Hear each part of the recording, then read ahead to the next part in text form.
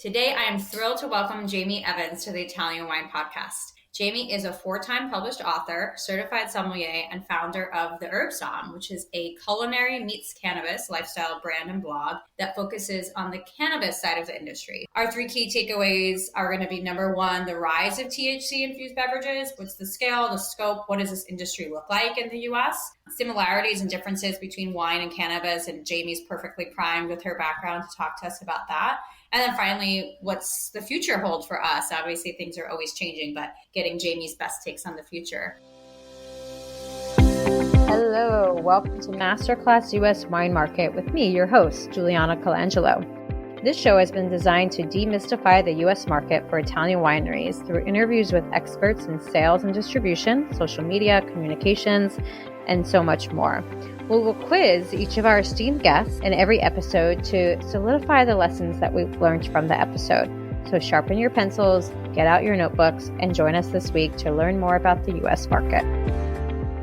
Hello, welcome to Masterclass U.S. Market. Today, I am thrilled to welcome Jamie Evans to the Italian Wine Podcast. Jamie is a 4-time published author, certified sommelier, and founder of the Herb Somm, which is a culinary-meets-cannabis lifestyle brand and blog that focuses on the cannabis side of the industry. So we're very excited to have her here today to talk to us about that side of the industry. Jamie, welcome to the show. It's so great to have you here.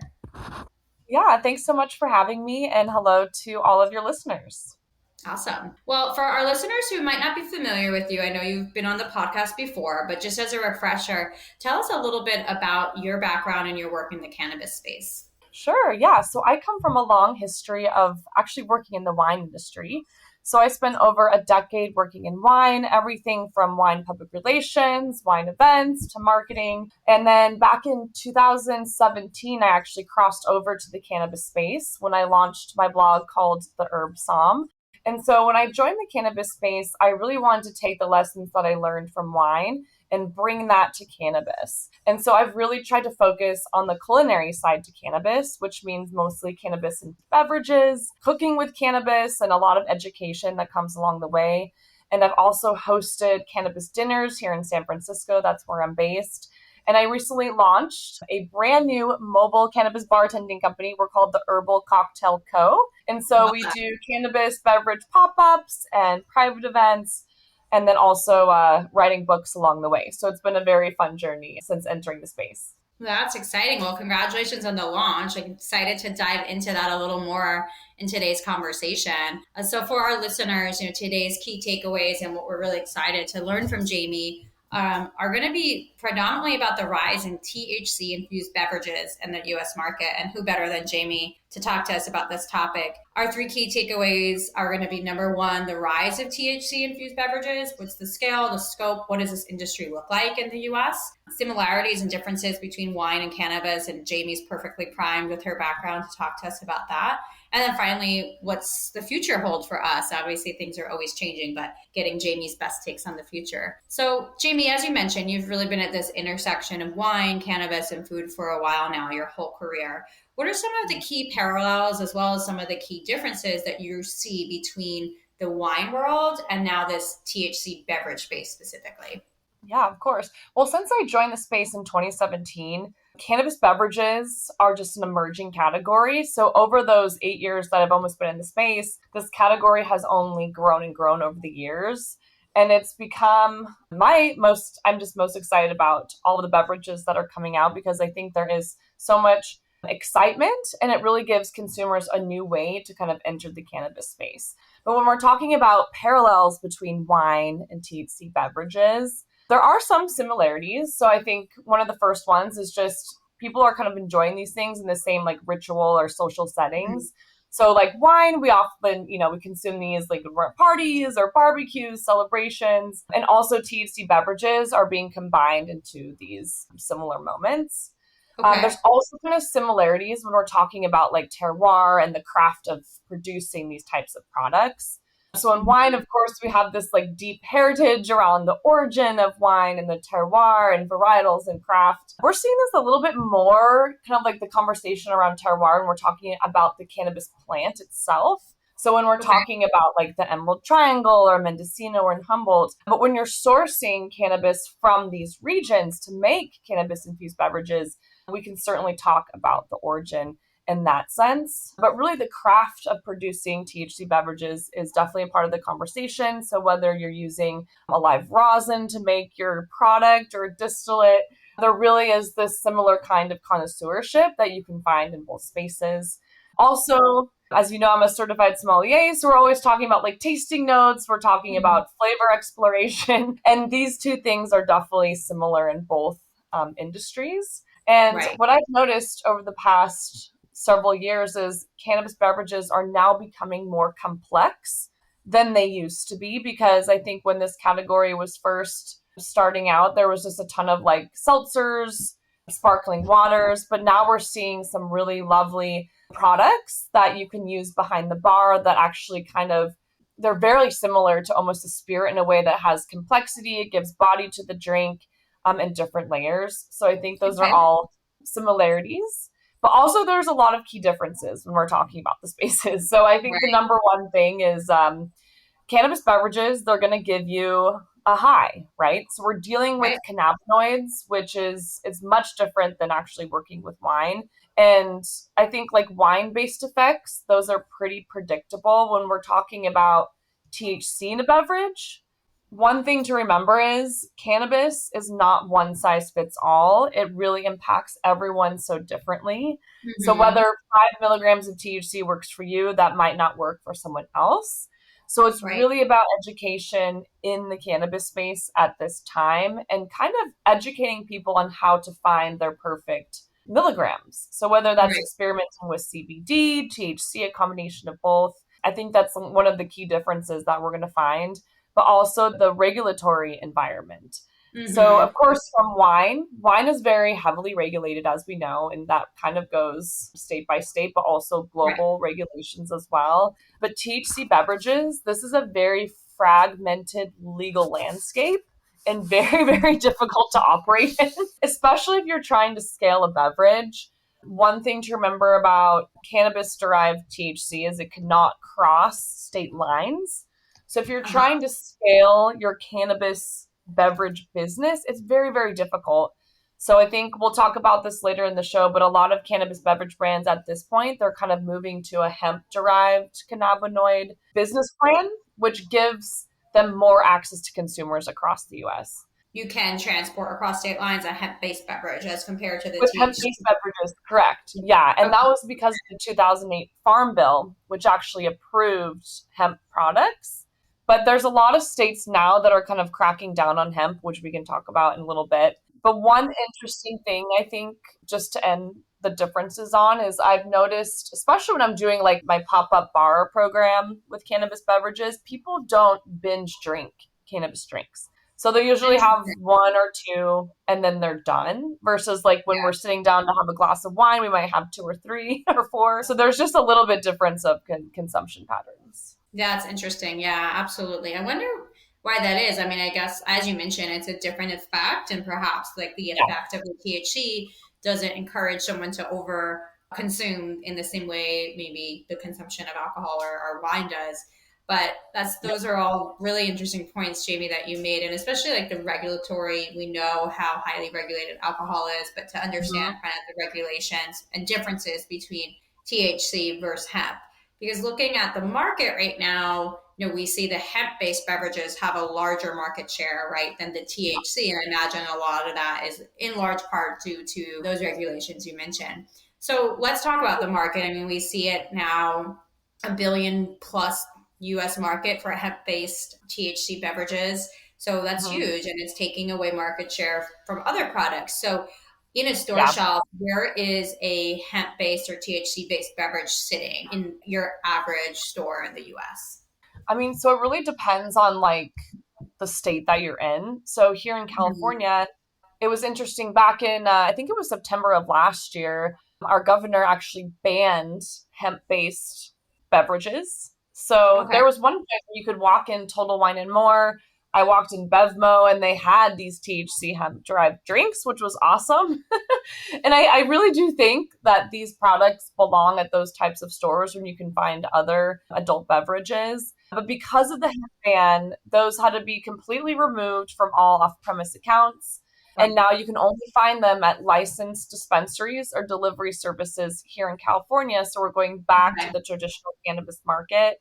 And for a cannabis infused beverage brand, that makes it very difficult, as I said at the beginning of the show, to be able to scale. So what we're seeing is there's some brands who are able to have kind of like their targeted state license program where they're working with the licensed dispensaries, delivery services, and doing more of the traditional market. But they also have their hemp derived line where they can go outside of California and into other states to reach new consumers. So that's kind of been like the new trend that we've been seeing lately. Okay, so you're seeing a greater rise now in the hemp base just from the regulation standpoint. Yeah. Who do you think the consumer like for this product? Is it somebody who is a cannabis consumer? Is it a wine consumer? Who do you think is pulling these products off the shelf? Yeah, I think like the consumer, what I've noticed is definitely the younger generation. I think they're trying to move away towards alcohol and trying to find different alternatives. But in my experience, especially when I'm hosting my events, there's people of all ages that are curious to try this form factor of cannabis. And I think beverages are very interesting and intriguing to people because it's not like a smoking form factor of cannabis. You're actually ingesting the cannabinoids. It's a very familiar form factor. And so it's actually opening the door for many people to try cannabis products in the first place. And I think the key thing to remember is to kind of educate people as they're trying this and definitely start with a very low dose, which is usually for me, I like to serve at my events like 2.5 milligrams to 3 milligrams a cocktail. And then you can kind of work your way up. Yeah. Yeah. Exactly. Okay. So you think it's appealing to younger generations who, like you said, are looking outside of alcohol and consumption. Do you think it's taking any way market share from a wine consumer, or do you think people are starting to mix? Like, okay, I'll start with a cannabis beverage and then go to wine. Like, how do you see it coexisting with wine? Yeah. So I really think it depends on like the situation and the setting. Because like in my experience, people aren't like giving up their wine for cannabis unless they're trying to be more of like the Cali sober lifestyle, which we're kind of seeing a new trend, which is basically you're consuming like cannabis products but no alcohol. But for the most part, like I definitely drink a ton of wine. I love wine. I love cocktails. But for me, it's like I enjoy cannabis beverages at certain times and I enjoy wine at certain times. But it's not like I'm trading one for the other. So I think there is definitely room for both. And I think many people enjoy both for sure. Yeah. And like you said, I mean, they have similar consumption occasions, right? Parties, social settings. So perhaps you're offering both in a way as you put together your offerings. Can you talk a little bit about the products themselves, Jamie? Like, are they heavily flavored? Are we seeing them become more like terroir driven, like you mentioned earlier, Mendocino and the Emerald Triangle? Like, are we starting to see like appellations, kind of like wine? Like, what are the products looking like on the shelf? Yeah, so it's been really interesting because, like I said, it first started out with many people just creating like the basic like seltzer, sparkling waters that were infused with cannabis. But now we're seeing more and more of these subcategories kind of growing over the years, and they're becoming more complex. They have like everything from cannabis infused wine, which is of course dealcoholized wine, which actually I produced my own product called Herbossi, which was one of those. But you can find cannabis infused coffee products. You can find cannabis infused non-alcoholic beer products. And then also like I said, like the mixology products that kind of like are meant to be like the spirits. And that's what I like to mix with when I'm doing my herbal cocktail pop-ups. There's a great brand called Artet. They're actually based on the East Coast, but they have a really wonderful aperitif, which is almost trying to, like, you can simply replace the alcohol in a cocktail and it kind of adds that complexity, adds like the weight on your palate, everything that you'd want from a spirit. And it's probably one of my favorite products to mix with. But there's so many different types of products now that we're seeing that almost mirrors the traditional beverage space. Right. And how about price point wise? Are they comparing to, let's say, like a canned wine? Like, how do they, like, let's take your average can on a shelf. Like, what's an average price point you're seeing? I think for like the average can, I've seen everything from like $10 to $12. I mean, cannabis is very expensive, especially if we're talking about the legal market, because all Right. of the taxes that a Mm. customer has to pay. Yep. So, I mean, it really depends. But if we're talking about like the Artet aperitif bottle, it's in a beautiful, like some 50 milliliter bottle. I mean, that's like $80. So it really depends on kind of like the type of beverage that you're looking for. But there's some beverages that you can find like single serve cans. Most come in like 4-pack, 12 packs that I've seen, and so on. So it's very comparable, I would say. Okay. Awesome. Very interesting. Cool. Yeah, I'm just thinking about again, as this is a category that's really growing quickly. And I mean, it's been around, as you said, Jamie, for a while, but we're seeing it start to kind of hit the trends and enter the mind share of the larger beverage alcohol industry in a bigger way. Like, why do you think more recently it's boomed so much? Because, like you said, these products have been around, but like we've seen this maybe, let's say, last 12 months, this real rise. Like, what do you think is like the biggest Yeah. contributing factors to that? I think there's like two things. I think the category right now is like really been driven by innovation within the cannabis beverage space. So these products are becoming like pretty great. When they first came out, they weren't Yeah. as great. But That makes now like they have these beautiful emulsions that mix perfectly with liquids, and they're not really giving like cannabis nuances. So it really does taste like a delicious beverage. And then also, besides innovation, it's, I think, like as consumer health trends are happening and people are looking for other things besides alcohol, I think that's really driving it as well. And we're just seeing more people look towards things that are like kombucha or hmm cannabis infused beverages, of course, but just having that alternative to alcohol is definitely driving that. Yeah, that's a huge piece of it. Absolutely. Where do you see the space heading in the future? What do you predict for the next? You mentioned like the products have gotten a lot better from a quality perspective, but what do you see as the future of this space? I think in the future of the space, so what we're seeing now in California is we're now seeing a lot more on-site consumption spaces that are happening here Okay. where people can go to like a dispensary and have like a bar experience where you can go up, you can order a cannabis infused beverage and actually sit at the bar and enjoy it. So I Hmm. think in the future, hopefully we'll start seeing a lot more of these, and then maybe we'll have our own cannabis infused beverage bars one day. That would be like the ultimate dream of mine. And I actually hosted a cannabis cocktail class. This was last week at a dispensary called Urbana in Oakland. And people Cool. came, we did like a mixology session, and people are just really interested and focused on beverages. So I'm really hoping to see kind of more on site consumption opportunities. And then hopefully we will come back to the point where we can see these beverages in off premise accounts as well, such as Total Wine and More, Bevmo, places Right. where like you can find other adult beverages. Right. And That's seeing what I it in the mainstream. Yeah, Yeah. that makes sense. And maybe this is a more fundamental question I should have asked earlier, but Jamie, are all these products US made? Is there any potential for imported THC products? That's a really good question. I think in terms of importing cannabis products, it gets very difficult at this point in time because cannabis is still a federally illegal product. And Right. so even like within the United States, it's hard for us to even cross state lines. So I think for like importing, it gets a little bit more difficult. But I have heard of people importing hemp products. So I think there could be an opportunity. I certainly think there is a large opportunity for cannabis beverages to grow in other countries. And especially, I think, like, because I produce my own cannabis infused wine product, I really hope we start seeing more of these types of products to grow kind of that subcategory. Right. Because at this point in time, there's very, very few. But yeah, I just think there's just a ton of opportunity, and it's a very exciting space to look into. Very cool. Anything that you would recommend for someone sitting over in Italy right now, specifically, let's say someone working for a winery, hence why I asked Yeah. that previous question, but as they think about, well, how do I need to be thinking about this category when I come to the US market? Anything specific to like our imported wine friends on the other side of the ocean?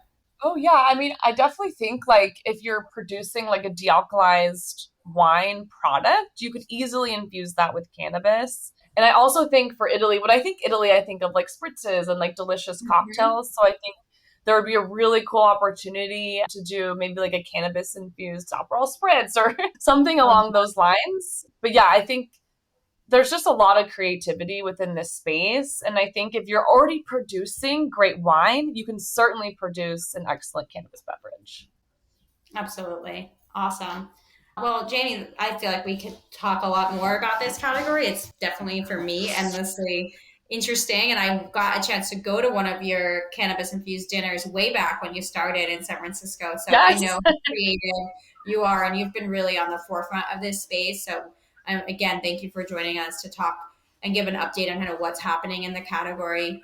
As we wind down our episode, we'll do our rapid fire quiz. So if you can do your best to answer these questions in just a few sentences. Question number one, what is your number one tip for mastering the U.S. wine market?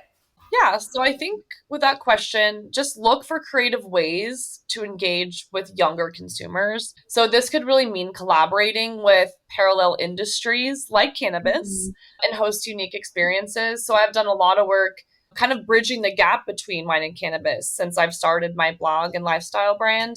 So I've worked with people in Anderson Valley and wine country, Napa Valley, Sonoma, and just try to kind of like bridge the gap and then think about those younger consumers as you're thinking about the wine market. That's great advice. Yeah, absolutely. Look for new ways to engage new people, and parallel industries is one excellent way. Number two, what is something you might have told your younger professional self about working in the wine and now cannabis industry? Yeah. Well, I think like when I first joined the space, I was just really focused on wine. So I think something that's important is to really diversify your portfolio and your tastes with some other fun beverages. So over the years, I've really took an interest in like sake and tequila and like have really tried to learn more about these different categories. And then also cannabis drinks. So really kind of diversify your portfolio and think outside of wine, I think is good advice. Definitely. Be a jack of all trades, keep your toolbox bit mixed. I love that advice. Yeah, absolutely. Exactly. And finally, we all travel a lot. Sounds like you've been on the road doing some great events. What's your favorite travel hack? Yeah. I think my number one thing that I always like to travel with is electrolytes. I think like it honestly, like I become dehydrated many times, especially if you're flying on airplanes for a long period of time. So I always have like electrolytes in my back pocket, and I swear it just makes me feel better, like no matter where I go. So that's definitely a travel hack. Yeah, absolutely. Well, Jamie, thank you again for joining us. How can our listeners follow along with everything you're up to? Yes, you can find me on Instagram and all social media platforms at the Herb Somm. That's SOMM. And then my website is theherbsomm.com. You can find more information about my books. Also, my most recent book, High Times Cannabis Cocktails, that launched last July. You can find more information on my website, but it's a really great resource if you're curious to craft your own cannabis drinks at home. Amazing. Thank you again, Jamie. Thanks, Juliana. Thank you for joining me today. Stay tuned each week for new episodes of Masterclass U.S. Wine Market with me, Juliana Colangelo. And remember, if you've enjoyed today's show, hit the like and follow buttons wherever you get your podcasts.